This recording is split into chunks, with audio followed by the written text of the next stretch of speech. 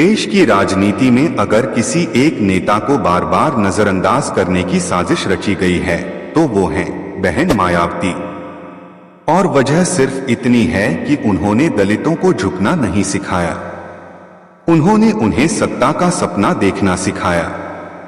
आज जब हर जगह शोर मचा है, कोई राम की बात कर रहा है, कोई जात की, कोई विकास के नाम पर दिखावा कर रहा है, तब मायावती बिना कुछ कहे भी सब पर भारी पड़ रही हैं।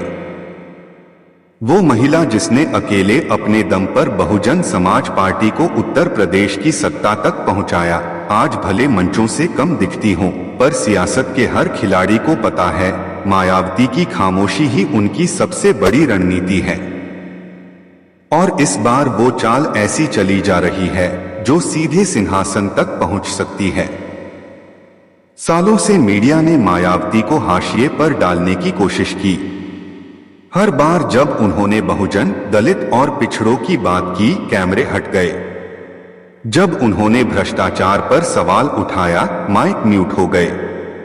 जब उन्होंने कहा कि दलित अब भीख नहीं, सत्ता में हिस्सा चाहता है, तो टीआरपी की भूखी मीडिया ने वो आवाज दबा दी। पर अब वक्त बदल रहा है।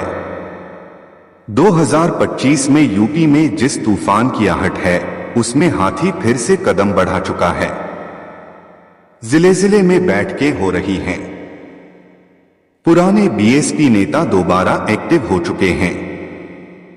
वो चेहरे जो खामोश थे, अब जमीन पर उतर चुके हैं। मायावती इस बार बहुजन समाज को सिर्फ जागरूक नहीं कर रही, उन्हें हथियार बंद कर रही हैं, वोट के हथियार से।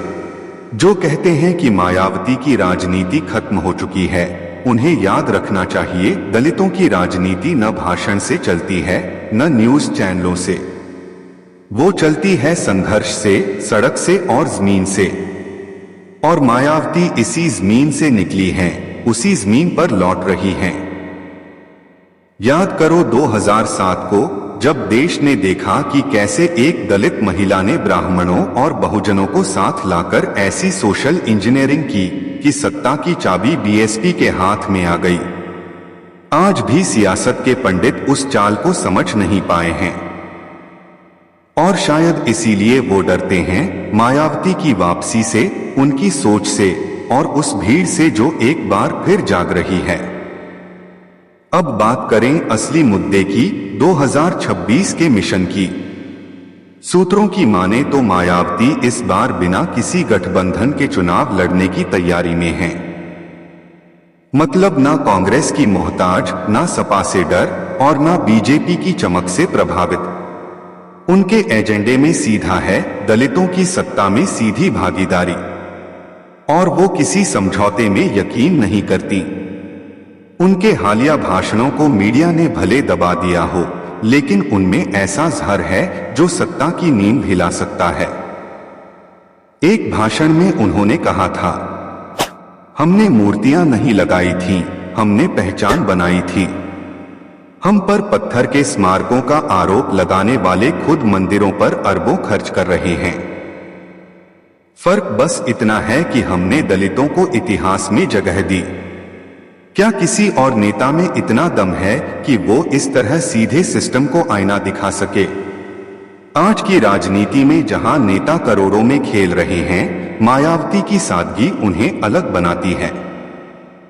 उनका न बोलना भी विरोधियों को बेचैन कर देता है, क्योंकि उन्हें पता है मायावती जब भी बोलती हैं, एक नई क्रांति शुरू होती है। बीएसपी का कैडर एक बार फिर संगठित हो रहा है। भीम आर्मी और अन्य दलित संगठनों के साथ अंदर खाने में बातचीत की खबरें हैं। सोशल मीडिया पर एक नया नारा उभर रहा है, अब की बार बहनजी सरकार। ये सिर्फ नारा नहीं है, ये उस दर्द की गूंज है जो सालों से दबाया गया। ये उस अपमान का जवाब है जो मीडिया ने, विपक्ष ने और सत्ता ने मिलकर बहुजन समाज को बार बार दिया है।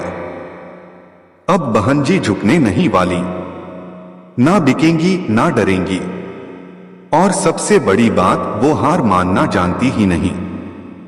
और अगर आप चाहते हैं कि ऐसी आवाजें आगे बढ़े तो इस वीडियो को लाइक करें। अपने कमेंट से बहुजन की ताकत दिखाएं, इसे ज्यादा से ज्यादा शेयर करें और चैनल को जरूर सब्सक्राइब करें, क्योंकि बहुजन की लड़ाई अब सिर्फ सड़कों पर नहीं, सोशल मीडिया और यूट्यूब जैसे मंचों पर भी लड़ी जाएगी।